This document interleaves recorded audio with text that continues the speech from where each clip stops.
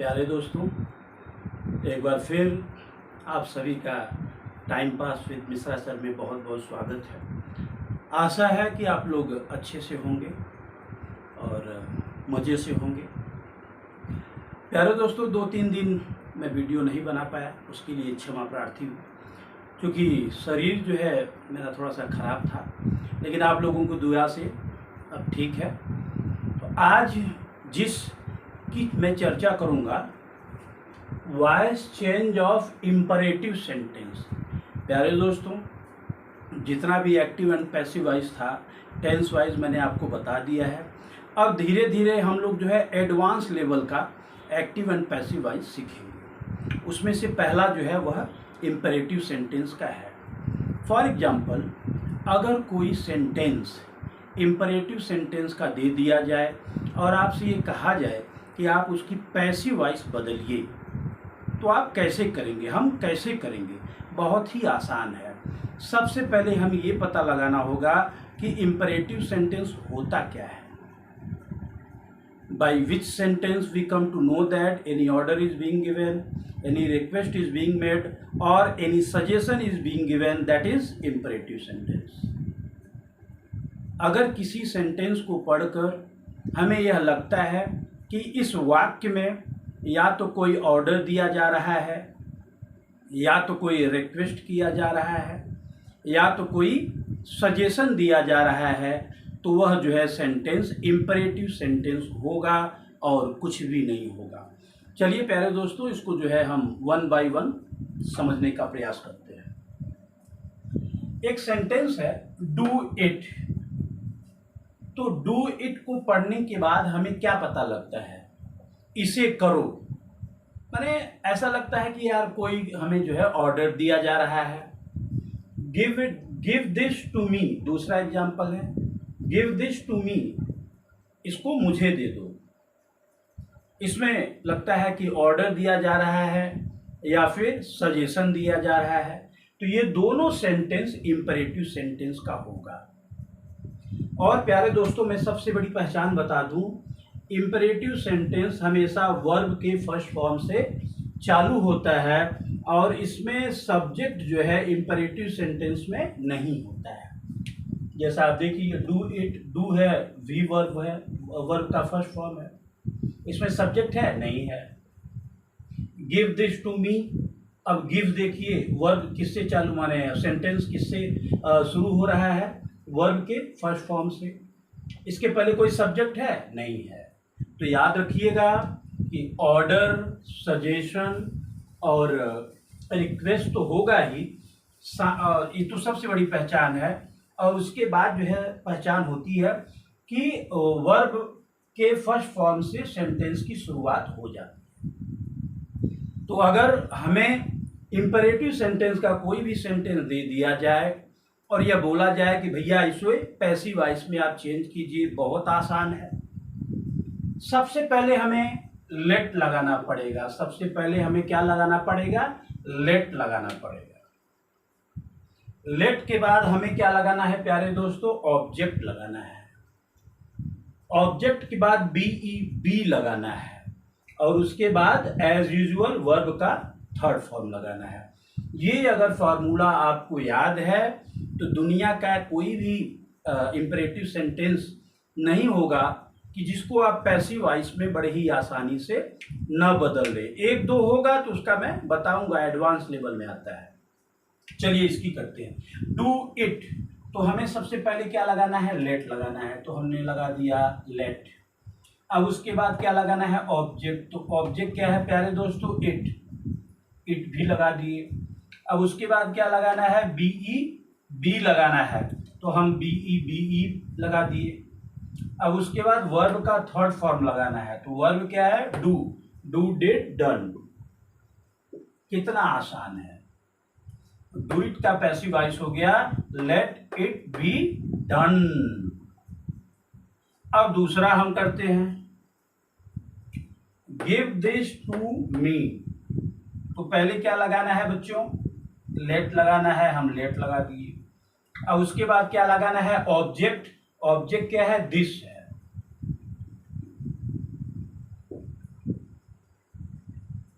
अब उसके बाद बी लगाना है, बी लगा लो। अब वर्ब का थर्ड फॉर्म तो गिव है, give, give, given. Late this be given.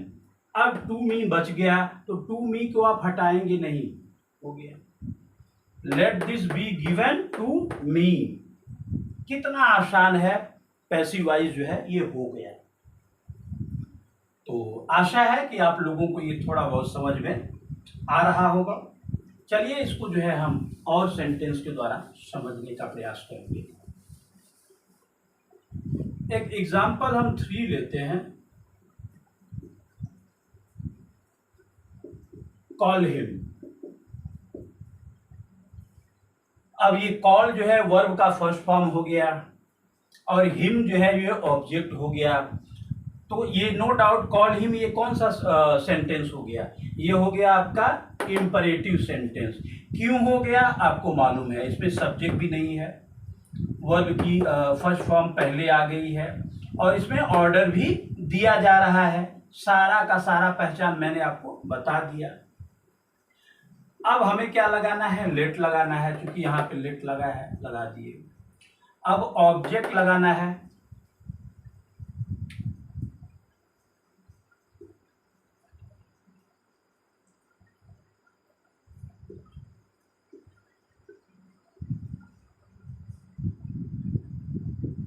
कोई समस्या नहीं, कोई भी समस्या नहीं होनी चाहिए। एक सेंटेंस और लेते हैं, example number 4। Fetch a glass of water. Fetch का मतलब होता है जाके लेके आना। अब इसको हमें पैसिव वॉइस में करना है, लेट लगा दिए।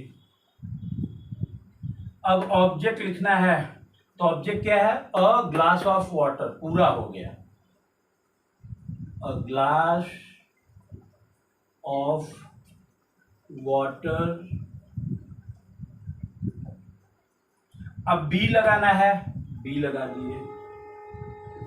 अब वर्ब का थर्ड फॉर्म तो फेच्ड हो गया, let a glass of water be fetched.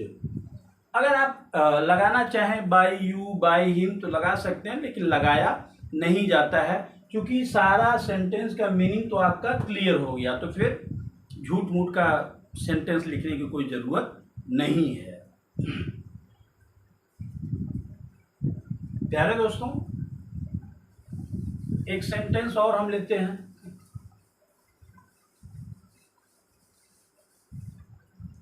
एक सेंटेंस और हम लेते हैं।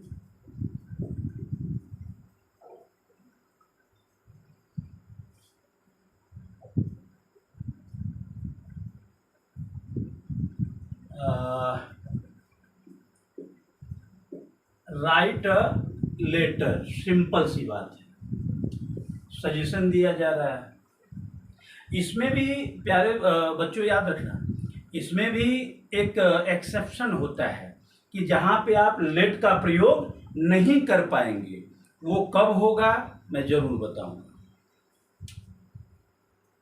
अब आपको पैसिव वॉइस में बदलना है तो सबसे पहले आपको लगाना है लेट, लेट लगा दिए।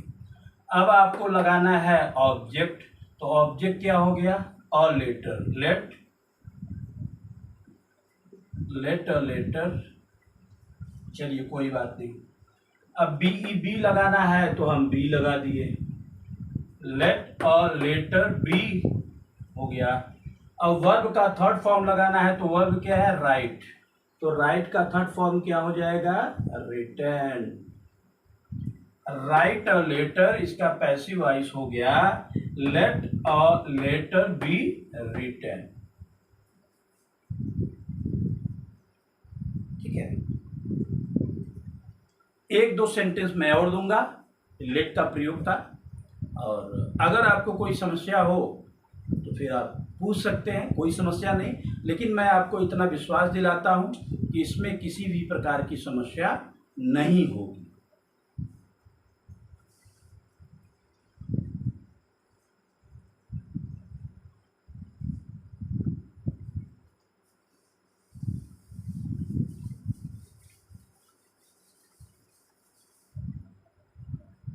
अब एग्जाम्पल नंबर हम 6 लेते हैं।